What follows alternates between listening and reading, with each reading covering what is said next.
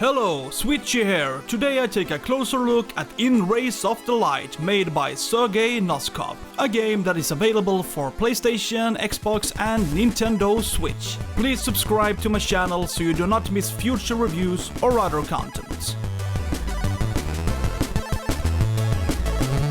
It seems to be more common with games created by a small group of creators or sometimes by just one person. We have seen games like Axiom Verge and Stardew Valley attract huge attention because the games have delivered something that people want. Sergei Noskov has more or less created a mysterious first-person game that puts a lot of focus on the player himself, getting the opportunity to explore the desolate world. You are in an abandoned and worn-out neighborhood that makes one wonder what has happened here. The TV is on but does not provide information on what to do or what happened. Early in the game you will find a flashlight that will prove useful because a significant part of the game takes place in the dark. What struck me was the similarity to the Outlast games. Just like in Outlast, you depend on a flashlight to be able to navigate and move on. In addition, there are similarities regarding the game's eerie, to get some hints about where you are and what has really happened. You can occasionally find notes that often describe people's fate.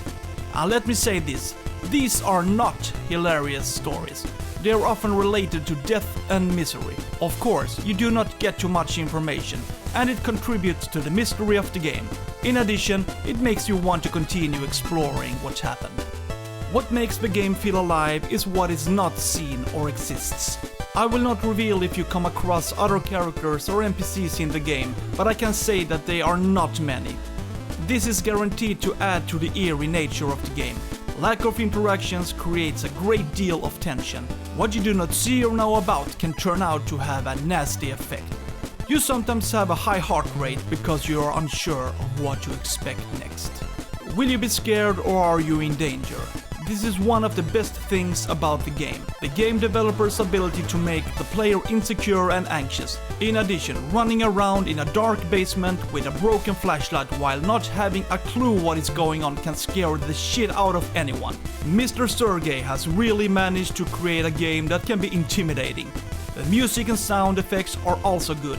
They help to create the special feeling that makes the game scary and creates an overall impression. The game is not very big. It is possible to play through the whole story in under 2 hours, probably even faster if you are a good problem solver or played through it before. It feels like you wished it was a little bigger. The game ended a little too fast. I had wanted to see and do a little more before reaching the end of the game. At the same time, it is quite tricky to find certain objects and solve certain puzzles that are crucial to move on. Let's say you have a whole world to explore, but you have to find a tiny little object to be able to move on. This may require you to explore every corner of the game while being careful not to skip a single pixel. Sometimes you need to find different keys or smaller items, and believe me, you do not want to miss them. If you're not careful, a 2-hour game can easily turn into 4 hours.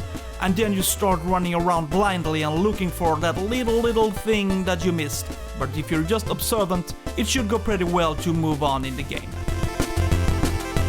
The environment is truly atmospheric and contributes greatly to the feeling of loneliness and abandonment. Broken cars, worn buildings, ugly walls, and not least super disgusting toilets. If you ever get yourself to buy a house, then use this game as a reference for what it should not look like. Just check this out, so terribly disgusting. Otherwise, the environments are varied. Outdoors, there is a lot of greenery and a nice environment to play in. Indoors, it is dark, worn and eerie. One of the big problems is how the graphics work on the Nintendo Switch. In the game, it usually looks pretty good, but wait until you use the Zippo lighter and see a lot of shadows. Honestly, it looks ugly. The shadows look like large blocks and intersect with the other objects. We know that fantastic achievements have been made to be able to adapt games such as The Witcher to Nintendo Switch, and they have basically succeeded quite well here as well. The game flows well and doesn't suffer from lag or anything like that. It works quite well. Only the shadows look awful. They stand out too much as if they were part of another game.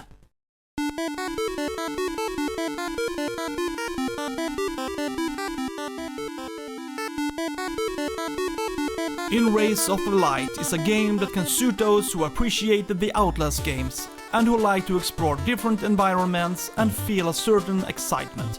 As I said, the game is quite short, but the story and the mystique make it a pretty good experience. In addition, the game is relatively cheap in terms of what you get, $8 in the eShop, a pretty good game for what it is worth.